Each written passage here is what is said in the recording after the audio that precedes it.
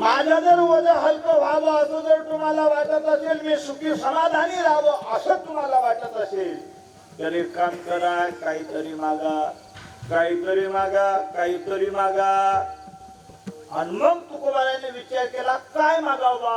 आपल्याला तर मागायचं नाही, आपल्याला मागायचं नाही, कारण संसारातलं काहीही मागितलं तरी पुरत नाही, टिकत का. कधी असं तुम्ही पाहिलं का?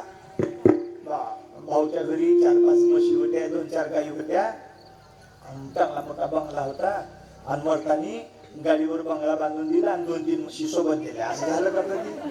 काहीच नाही. बायको तशीच, म्हैसी तशीच, बंगला तसाच, कपाटवर साड्या तशा.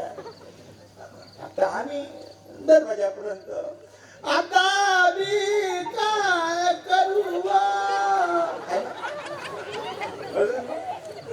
मी सांगत नाही बा, मी नाही सांगत. आपल्याजवळ प्रत्येक गोष्टीले प्रमाण आहे. फक्त आता मी गावरानी माणूस आहे. गावरानी म्हणजे खेड्यातला माणूस, आणि खेड्यातला माणूस येडा, खेड्यातला देऊ काय वा रे वा, होले हो, नाहीच नाही लावता तुम्ही, म्हणजे पागल म्हणता का?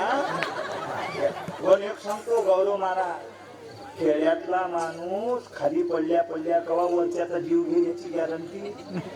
शहरातल्या माणसाला वाटते मीच लय हुशार, तो वरी, आणि खेड्यातला खाली. पण खालचा माणूस कवा वरच्याचा जीव घेण्याची काही गॅरंटी नाही. मी दृष्टांत सांगतो. खेड्यातल्या माणसाला कमजोर समजायचं नाही. लोणीले भागवत कथा भूषण महाराजाची. वरुडवाल्या पोरायले समजलं, म्हणजे चला जायचं आहे. वरुड जवळ आलोडा खेळ गाव आहे, जास्त काही मोठं नाही. तिथल्याही म्हाताऱ्याला समजलं, चला जायचं. दोघे बसले वरुडच्या बस स्टँडवर. महाराज कोण कोण? शहरातलं कोण, आणि खेड्यातलं गुडगो. गुड्याना काढली चंची. चंची समजते का तुम्हाला?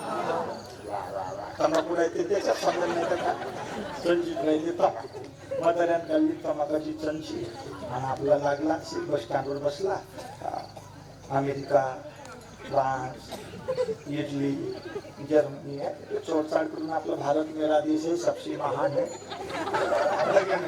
त्याचा लागला कार्यक्रम. या पोरानं स्टँडर्ड पुन्हा दाखवलं, गोल्ड फ्लॅग काढला. कोणता? गुड्याच्या तोंडावर मारे, घेणं नाही देणं. तंबाखू खात होतो सुद्धा खाऊ जाऊ का नाही, म्हणजे मी त्यापेक्षा लई हुशार आहे. गुड्याला दाखवायचं, गुड्याच्या तोंडावर मारे. लोक म्हणतात महाय महाराजाला मस्त जमते.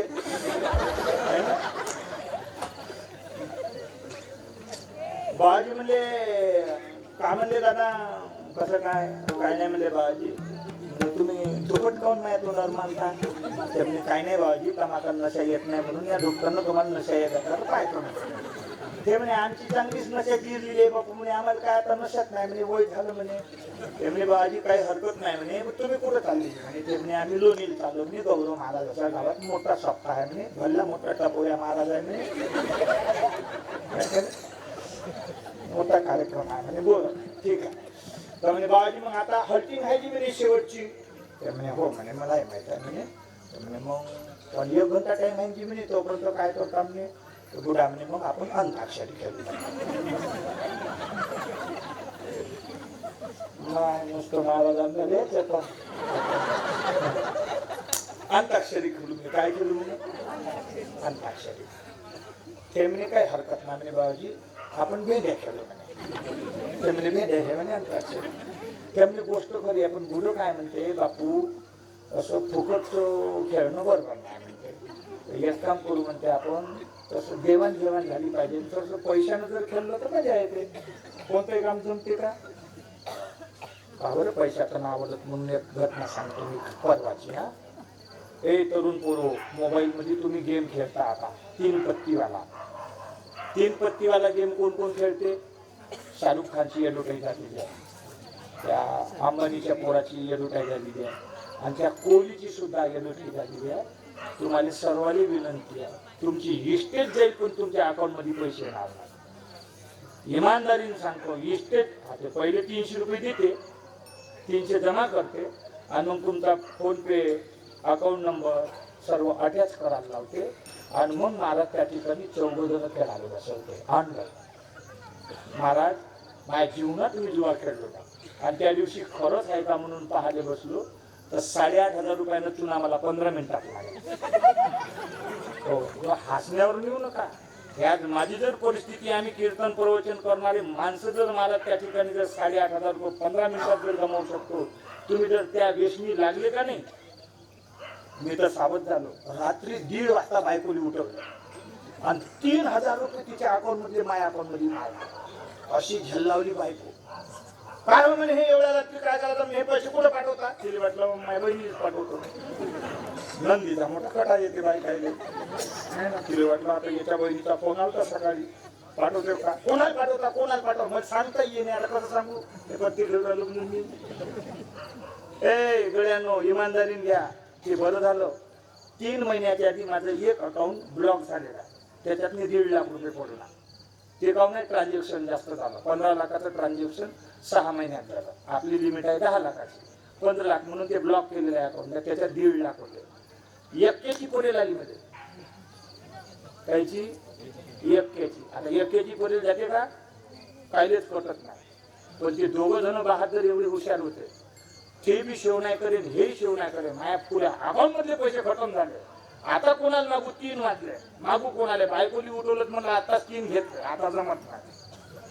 शेवट मला 15 मिनिटात मलाच कट व्हायला लागलं. एवढी मोठी एकट्याची पोरेल असून ते तुम्हाला फसवतात कसे सांगतो. जवान पोरांनो ऐका, मी वाचलो माझ्याजवळ 1 घंट्याचे 2 घंट्याचे 5 आणि 6,000 येते. मला काही कमी नाही, पण खेळाचंच ना. हे मी चुकून ते गमतीत पाहिलं येते का 300 रुपये आले बयास खेळून पाहिलं ते बसला बजेट एकाच याच्यात बसला बजेट. ते दोघं जण बिलकुल महाराज, 1 जण पास होते, तिसऱ्यापैकी 2 जण राहते. मी हे जाणून सांगत आहे, जुवा खेळणे चुकीची गोष्ट आहे.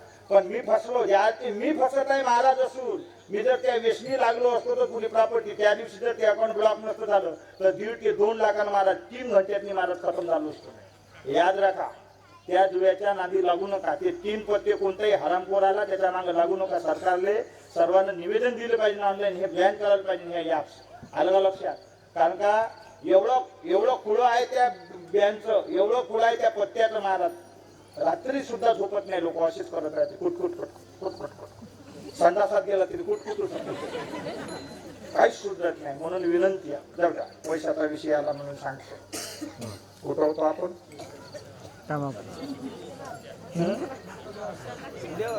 हा